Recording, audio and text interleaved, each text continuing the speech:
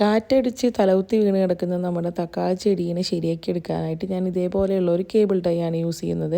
അപ്പോൾ ഈ കേബിൾ ടൈയുടെ ഗുണം എന്താണെന്ന് വെച്ചാൽ നമുക്ക് അഴിച്ചെടുക്കാനും പറ്റും, അതേപോലെ തന്നെ വീണ്ടും അത് തന്നെ യൂസ് ചെയ്യാനും പറ്റും. അപ്പോൾ സാധാരണ കേബിൾ ടൈ ആണെന്നുണ്ടെങ്കിൽ നമ്മൾ ഒരു പ്രാവശ്യം കെട്ടിക്കൊടുത്ത് കഴിഞ്ഞിട്ടുണ്ടെങ്കിൽ പിന്നെ ഊരിയെടുക്കാനായിട്ട് പറ്റില്ല, പിന്നെ കട്ട് ചെയ്തെടുക്കേണ്ടി വരും. അപ്പോൾ ഇതാകുമ്പോൾ നമ്മുടെ ഇഷ്ടത്തിനനുസരിച്ച് ഒന്ന് തെറ്റിപ്പോയാലും നമുക്ക് ശരിയാക്കി എടുക്കാനായിട്ട് പറ്റും. അപ്പോൾ ഈ ഒരു രീതിയിലാണ് കേട്ടോ ഇതിൻ്റെ ഉപയോഗം.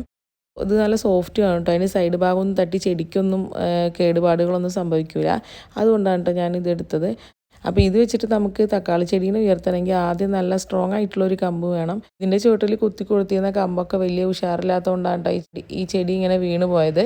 നമ്മുടെ കയ്യിൽ ആകെയുള്ള ഒരു കമ്പ് കറിവേപ്പിൻ്റെ ചുവട്ടിൽ കുത്തി കൊടുത്തായിരുന്നു കേട്ടോ. അപ്പോൾ അത് വേഗം പറിച്ചെടുത്തിട്ട് ഇതിൻ്റെ ചുവട്ടിൽ കുത്തി കൊടുത്തിട്ടുണ്ട്.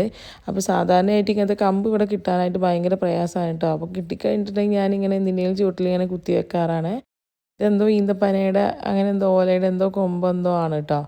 അപ്പോൾ ഈ ഒരു കേബിൾ ടൈ വെച്ചിട്ട് ഞാനിങ്ങനെ രണ്ട് സൈഡിൽ ഇങ്ങനെ കെട്ടിക്കൊടുക്കുന്നുണ്ട്. അപ്പോഴത്തേനും നമ്മുടെ ചെടി ഒന്ന് സ്ട്രൈറ്റ് ആയിട്ട് നിന്നു കേട്ടോ. പക്ഷേ അതിൻ്റെ തലഭാഗം ഇപ്പോഴും താന്നിട്ടാണ് ഇരിക്കുന്നത്. അത് പൊങ്ങി വരുമെന്ന് വിചാരിക്കുന്നു. ഇനി അടുത്തൊരു ചെടിയും കൂടി ഉണ്ട്, ഒരു കുഞ്ഞു ചെടി. അപ്പോൾ അതിനെയും കൂടെ നമുക്ക് ഇതിൻ്റെ കൂടെ തന്നെ ഒന്ന് കെട്ടി വെച്ച് കൊടുക്കാം കേട്ടോ. ഈ കേബിൾ ടൈ ആയതുകൊണ്ട് തന്നെ നമ്മൾ ഒരു പ്രാവശ്യം കെട്ടിയിട്ട് അത് ശരിയായില്ല എന്നുണ്ടെങ്കിൽ ഊരിയെടുത്തിട്ട് കെട്ടാനും പറ്റും.